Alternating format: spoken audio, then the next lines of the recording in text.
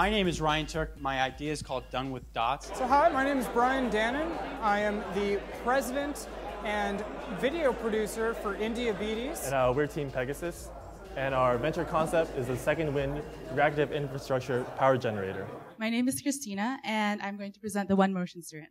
Hi, my name is Justin Ham, and today I'm going to talk to you about Wonder Foods and Wonderful. So my pitch is for the Young Social Entrepreneurship Project. All right, well, this is Agbert. Well, my name is James Molini, this is Charles Caputo, and we are developing energy solutions. Hello, my name is Eric Stribling, and I am here today to present to you an awesome combination of two ideas. Well, I'm going to introduce an invention that was inspired by my uncle, who's a beekeeper in Paraguay. I'm Sid, and I'm joined here by my colleague Louise, Sinan, and Taylor. And we are Team Numera. I want to show y'all the ArcFab Innovation Foundation. Our group did side microfinance.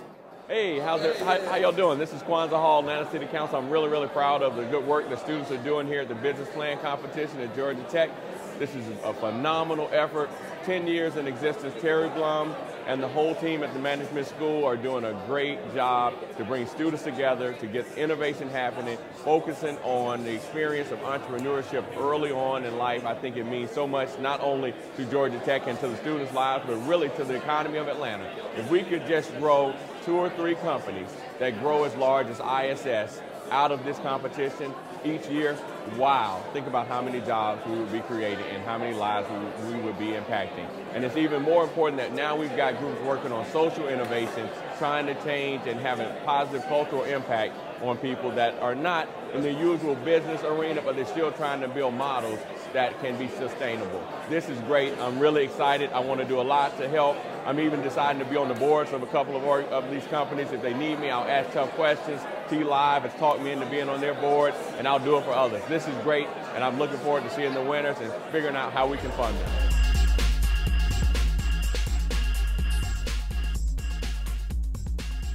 My name is Christina, and I'm going to present the Motion Syringe. In third world countries like the Philippines, majority of the poor live in rural, isolated areas which are very difficult to get to.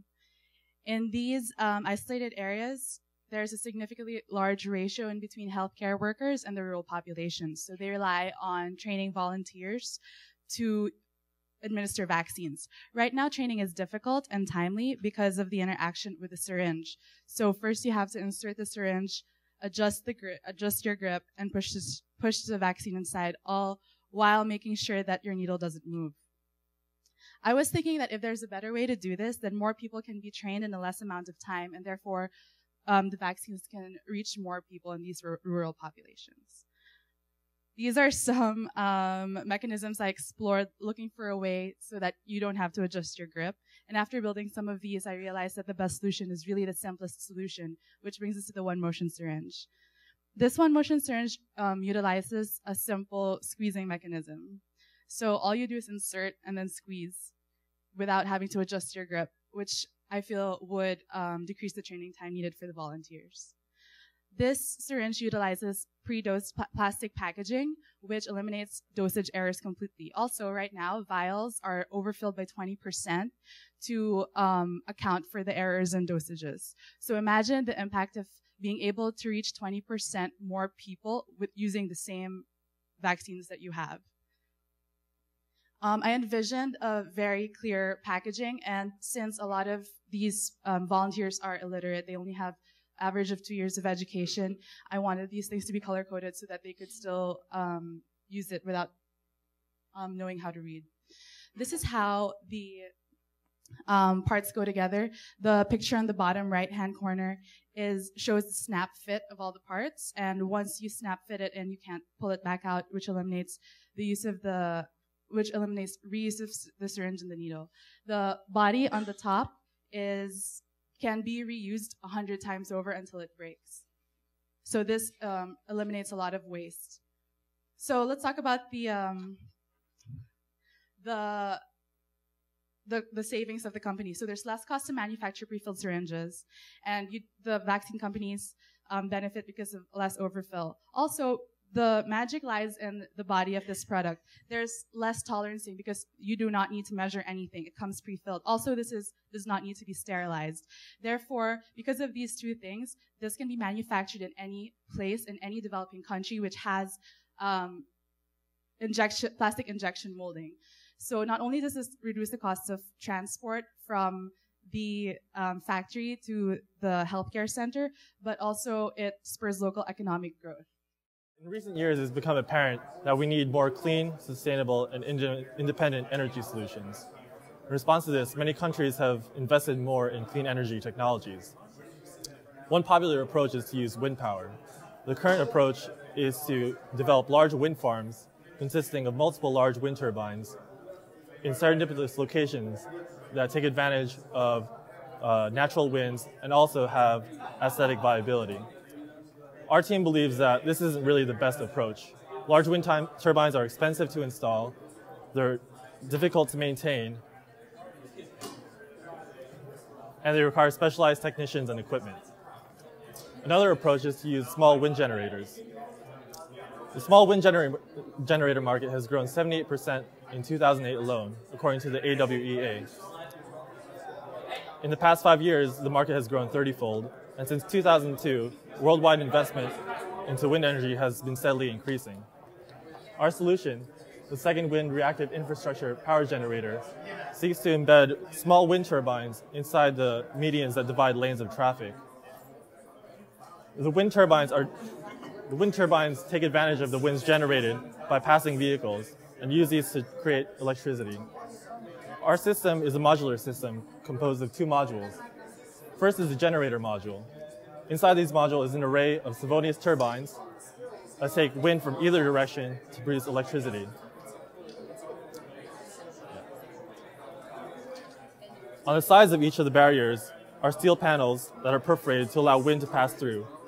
Also, they're removable to allow maintenance to be performed more easily. The second module is the storage module. The storage module has an array of batteries inside that store excess generated electricity and also regulate the voltages that are generated by the turbines. Combined, this provides a scalable architecture that can be customized per application. Each of the modules is removable so that maintenance can be performed off-site. If a unit breaks down, you simply remove the module, replace it with a new one, and you're provided with uninterrupted service. Most industrialized nations have large networks of roadways. Our goal is to embed each of these turbines into the roadway infrastructure. The US alone has 6 million kilometers of roadways, Russia has over 300,000 kilometers of roadways, and China over 3.5 million. By embedding these modules into the highway infrastructure, we look to provide energy for roadway utilities such as streetlights, traffic signals, toll booths, cell towers, a bunch of different applications. With the recent emergence of the purely electric vehicle, a system for recharging them has yet to be established. Imagine if you had a network of these barriers lined up leading up to your refueling station and providing that electric refueling station with the electricity that it needs to sell. The final application would be to install these into airports. Runways are full of winds generated by taking off and landing planes. We believe that these generators can be used to generate the electricity needed to power runway utilities and intra-terminal transport. My name is Ryan Turk. My idea is called Done with Dots. Done with Dots is a medication dispenser for tuberculosis patients in developing countries that allows them to independently take medication while it tracks their adherence to their medication prescription. So one of the largest barriers to effectively treating infectious diseases in developing countries is not the availability of medicine, but rather the fact that patients don't take their medicine correctly. So for a disease like tuberculosis, you get patients that don't finish their medicine, they don't get better, they infect other people, and it gives rise to drug-resistant strains of tuberculosis, which are harder to treat. So to address this issue, the World Health Organization created a program called DOTS, which is called Directly Observed Therapy Short Course. And what that means is that patients have to travel to a clinic once a day, every day for a year and a half, so that a nurse can directly observe them taking their medication. And so in dense urban areas and in large rural areas, it's proven to be relatively inefficient. And up to 30% of patients default out of the program because they find treatment so restrictive. And so what is needed is a way to introduce flexibility into the DOTS program while still tracking patients' adherence to their regime. And that's what the Done with Dots monitor does. Say that 5 times fast. So what it does is it allows patients to take their medication independently for 2 weeks. It tracks the removal of each dose from the monitor so that you can still determine whether they've adhered to have adhered to their prescription. And so what this accomplishes is it tries to retain those 30% of patients that would otherwise default out of the treatment because it's so restrictive. And furthermore, one of our sponsors on this project, Dr. Moulding from UCLA, his research in Haiti has shown that if a patient successfully adheres to their regime for the first 11 weeks, they're more than 90% likely to continue that trend throughout the entire course of treatment. So for an overcrowded clinic, which has patient-to-clinician ratios as high as 500 to 1, it allows them to discern the reliable patients that can independently take medication from those patients that need more counseling or may need something as structured as DOTS.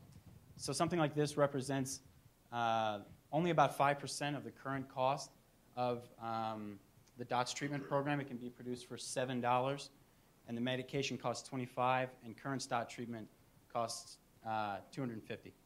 So that's my project.